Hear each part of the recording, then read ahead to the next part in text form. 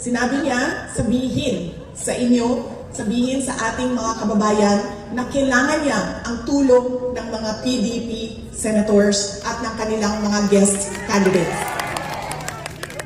So, tulungan niyo po ako isa-isahin kasi noong nakaraan ay nakalimutan ko yung isang pangalan.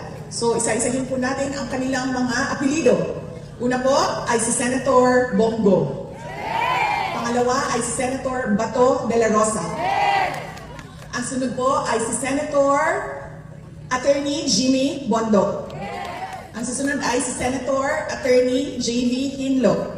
Ang susunod ay si Senator Attorney Raul Lambino.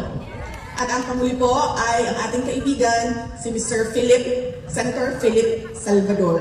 Yan po ang candidates ng PDP. At ang kanilang mga guest candidates ay unang-una si Senator Attorney Rodante Marcoleta.